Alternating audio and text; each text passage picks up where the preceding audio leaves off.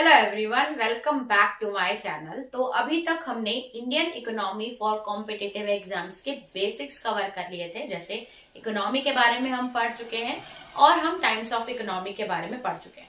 इस वीडियो में एक्चुअली में तो मुझे जीडीपी के बारे में समझाना था, लेकिन जीडीपी को कैलकुलेट करना पड़ता है और उसके कैलकुलेशन के लिए ना एक वर्ड आता है डोमेस्टिक टेरिटरी। ये वर्ड बहुत ज्यादा इंपॉर्टेंट है और बहुत सारे गवर्नमेंट एग्जाम्स में डोमेस्टिक टेरिटरी के बारे में पूछता भी है। तो चलिए जानते हैं कि डोमेस्टिक टेरिटरी है क्या। अभी अगर आप बेसिक्स को समझ जाते हैं तो आपको एमसीक्यू को सॉल्व करना बहुत ज्यादा आसान होता है, क्योंकि एमसीक्यू में हम लोग जब भी हम सॉल्व करने जाते हैं तो उसमें हमको कंसेप्ट की जरूरत पड़ती है। अगर कंसेप्ट क्लियर है तो आजकल के जो पैटर्न है उसके एमसीक्यू बन जाते हैं। तो डोमेस्टिक टेरिटरी का कंसेप्ट क्या बोलता है? इंडियन इकोनॉमी में ये जो वर्ड है डोमेस्टिक टेरिटरी, ये बहुत ज्यादा कंफ्यूज करता है और एमसीक्यू में भी बहुत ज्यादा कंफ्यूजन होता है। तो चलिए पहले तो हम इसको समझ लेते हैं कि ये है क्या। उसके बाद नेक्स्ट वीडियो में मैं आपको जीडीपी बहुत अच्छे से समझाऊंगी, बोल सकते हो फ्रॉम जीरो टू हीरो। तो स्टार्ट करते हैं कि अब हमको पढ़ना है अकॉर्डिंग टू इंडियन इकोनॉमी के सिलेबस में domestic territory of a country क्या होता है। Domestic territory of a country क्या है? इसका मतलब ये कि ऐसी इतना जगह, मतलब इतना टेरिटरी जहां पे हमारी इंडियन गवर्नमेंट अपना इकोनॉमिक पावर एक्सरसाइज कर पाए, यानी कि ऐसी जगह, यानी कि इतना जगह जहां पे हमारा इकोनॉमिक इंटरेस्ट हो, जहां से हम पैसा अर्न कर रहे हो।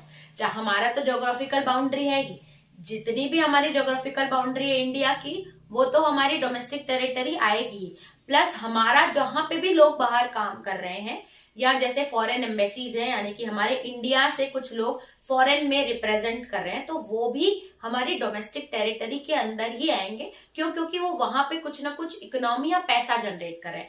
तो अगर हमारे पूरा ज्योग्राफिकल एरिया प्लस हमारे ज्योग्राफिकल एरिया से कुछ भी सामान या कुछ लोग जो बाहर काम कर रहे हैं, वो भी हमारी प्रॉपर्टी या डोमेस्टिक टेरिटरी के अंदर आते हैं। ठीक है, तो ये मैंने मीनिंग बताया। अगर हम इसको और स्टेप बाय स्टेप डिटेल में पढ़ेंगे तो आपको अच्छे से समझ में आ जाएगा कि किसको डोमेस्टिक टेरिटरी में लेना है, किसको नहीं लेना है। तो वो किस लैंग्वेज के हिसाब से इसकी मीनिंग देखते हैं। क्या है कि डोमेस्टिक टेरिटरी मतलब होता है कि आपकी कंट्री का ज्योग्राफिकल एरिया विद इन विच, जहां पे कंट्री की गवर्नमेंट का फुल कंट्रोल हो, यानी कि इतना एरिया जहां पे कंट्री अपना पूरा पावर एक्सरसाइज कर सकती है, प्लस उस जगह में उनका इकोनॉमिक इंटरेस्ट भी हो, वो वहां से कुछ अर्न कर रही हो, वो भी उसमें आता है।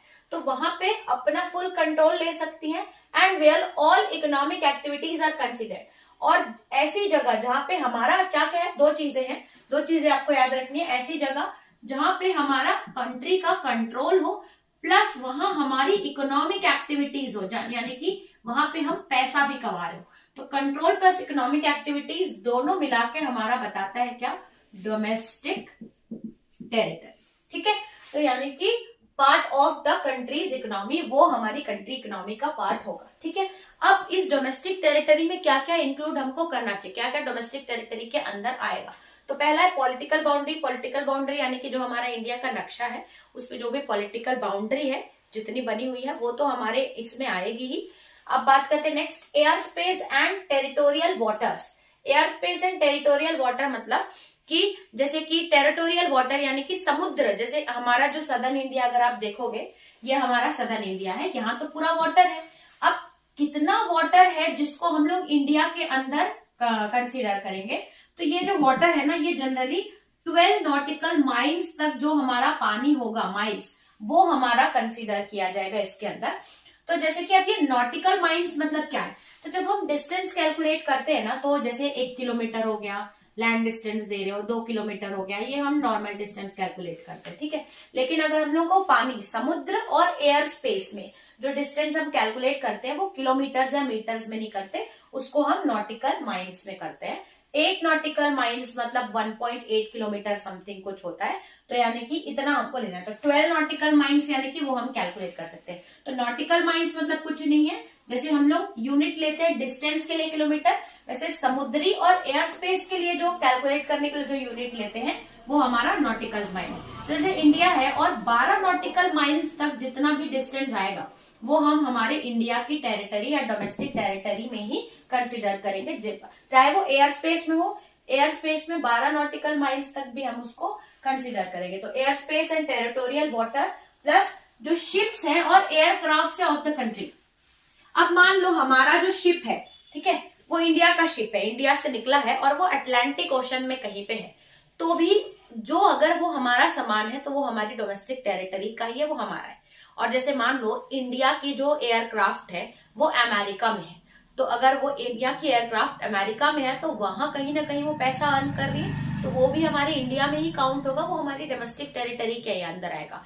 इंडिया का जो भी एयर स्पेस है, शिप है या एयरक्राफ्ट है, वो दूसरी कंट्री में, हमारी कंट्री का है, लेकिन अगर वो दूसरी कंट्री में है तो वो इंडिया के ही डोमेस्टिक टेरिटरी है, उसकी जो अर्निंग होगी, जो वो कमा रहा होगा, वो इंडिया के इनकम कैलकुलेशन में ऐड होगा, प्लस एम्बेसीज। ठीक है, अब ये एम्बेसीज मतलब क्या होता है, मैं आपको अच्छे से समझाती हूँ। एम्बेसीज मतलब क्या होता है, देखो इसके लिए ना सबसे पहले आपको एक वर्ड समझना है, डिप्लोमेटिक या डिप्लोमेट। अब ये डिप्लोमेट क्या होता है, जब दो कंट्रीज के बीच में जो बातचीत करे, कम्युनिकेशन करे, या दो चीज जो कंट्रीज के बीच में कोई सुलह कराए या उनमें कम्युनिकेशन का एक्सचेंज करे बातचीत का, उसको हम डिप्लोमेट बोलते हैं। तो ये एम्बेसीज का काम क्या होता है, मान लो इंडिया से कुछ लोग जापान में पढ़ रहे हैं, ठीक है, अब वहां पे उनको कुछ प्रॉब्लम्स हो रही है, जापानीज लोग, या कुछ प्रॉब्लम है, या उनका वीजा रिलेटेड प्रॉब्लम है, या पासपोर्ट रिलेटेड कोई प्रॉब्लम है, या उनको या बोल सकते हो हमको जापान में हमारे बिजनेस या हमारे यहाँ क्या टूरिज्म अच्छा है वो हमको जापानीज लोगों को बताना है। इसलिए क्या होता है, हर कंट्री से कुछ ना कुछ लोग दूसरी कंट्रीज में एक एम्बेसी एस्टैब्लिश करते हैं। जैसे इंडिया की जो 5-6 लोग जाएंगे, इंडिया की जो लोग होंगे वो अगर अमेरिका में है तो वो इंडिया को रिप्रेजेंट कर रहे होंगे उस कंट्री में, इंडियन एम्बेसीज इन अमेरिका। वहां पे अमेरिका में जो भी इंडियंस रह रहे होंगे, अगर उनका पासपोर्ट वीजा से कुछ प्रॉब्लम है तो वो उनको सॉर्ट आउट कर देंगे। अगर अमेरिकन इंडियंस को तंग करे तो इंडियंस अपने एम्बेसीज यानी कि उनके कंट्री के कुछ लोग हैं वहां जाके कंप्लेन कर सकते हैं कि देखो ये कंट्री के लोग हमें, तो वो लोग एक्चुअल में गवर्नमेंट से बात करते हैं वहां की। तो इस तरीके से एम्बेसीज होती हैं अलग अलग कंट्रीज में, ताकि उस कंट्रीज के कल्चर, हम जैसे कुछ लोग होंगे वहां की जो एम्बेसी है वहां बाकी लोगों को हमारी कंट्री में आने के लिए, टूरिज्म हमारी कंट्री में क्या अच्छा है वो भी स्प्रेड करते हैं, नॉलेज बताते हैं कि इंडिया में क्या अच्छा है। ठीक है, तो यानी कि एम्बेसीज, अब मान लो इंडिया से जो एम्बेसी है, इंडिया के जो लोग हैं जो अमेरिका में ऐसे एम्बेसीज है, तो वो इंडिया के ही कंसिडर करे जाएंगे, वो डोमेस्टिक टेरिटरी के अंदर ही आएंगे। तो इंडियन एम्बेसीज यानी कि इंडियन एम्बेसी इन यूएसए, वो हमारे इंडिया का ही पार्ट है। ये वहां पे जो सिटीजन है उनको प्रोटेक्ट करते हैं, ये उनको वीजा पासपोर्ट इशू करते हैं, प्लस अगर कुछ बातचीत हो गई हो, कम्युनिकेट या सुलह मशवरा करते हैं बाकी कंट्रीज के साथ, maintaining relations with other countries. ठीक है, तो ये एम्बेसीज, ये जितनी भी चीजें हैं ये हमारे डोमेस्टिक टेरिटरी के अंदर आती है। अब जब हम कैलकुलेशन करेंगे नेशनल इनकम की या जीडीपी में, तो क्या क्या चीजें हैं जो हमारी डोमेस्टिक, अगर देखो वो हमारी डोमेस्टिक टेरिटरी में नहीं आ रही है तो हम इंडिया की इकोनॉमी यानी कि इंडिया की इनकम जब हम कैलकुलेट करेंगे तो वो हम उसको नहीं लेंगे। ठीक है, जैसे कि अगर फॉरेन एम्बेसीज है लोकेटेड इन इंडिया, ठीक है, मान लो अमेरिकन लोग इंडिया में अमेरिकन एम्बेसीज एस्टेब्लिश करें, जैसे इंडियंस लोग अमेरिका में एस्टेब्लिश करते हैं वैसे अमेरिकन, चाइनीज, जापानीज लोग इंडिया में अपनी एम्बेसीज है, तो वो जो होगी वो फॉरेन के लोग इंडिया में एम्बेसीज एस्टेब्लिश करें तो वो इंडिया में काउंट नहीं किया जाए, फॉरेन एम्बेसीज इन इंडिया नहीं काउंट करोगे। उसके बाद ऑफिसेज इंटरनेशनल, जैसे बहुत सारी मल्टीनेशनल कंपनी होती है ना, जो बड़े ऑफिसेज होते हैं बाहर कंट्रीज के हमारे टेरिटरी में एस्टेब्लिश है, तो उनको भी हम हमारी कंट्री की इनकम में कैलकुलेट नहीं करते हैं, वो हमारे यहाँ कुछ कल्टीवेट एम्प्लॉय नहीं कर पा रहे तो उनका जो ऑफिस का जो इनकम है वो हमारे इसमें नहीं आता, ऑफिसेज ऑफ इंटरनेशनल ऑर्गेनाइजेशन ये इसमें नहीं होता। ठीक है, तो यहाँ मैंने इस वीडियो में आपको पूरा बेसिक समझाया कि डोमेस्टिक टेरिटरी मतलब क्या होता है और डोमेस्टिक टेरिटरी में क्या क्या चीजें इंक्लूड करते हैं, कौन कौन सी चीजें इंक्लूड नहीं करते हैं। आई होप आपको अच्छे से समझ में आएगा, इससे आपका बेस स्ट्रांग हुआ होगा।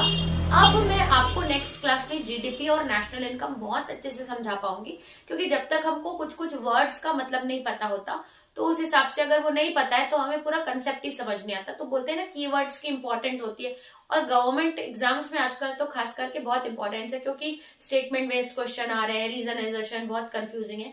तो अगर आपको कीवर्ड्स अच्छे से पता होंगे ना तो आप उसको आसानी से ही समझ जाओगे। तो इस वीडियो में आपको समझ में आया होगा, तो इस वीडियो में इतना ही रखते हैं, चलते हैं नेक्स्ट वीडियो में, देखते हैं नेक्स्ट टॉपिक। तब तक के लिए थैंक्स फॉर वॉचिंग।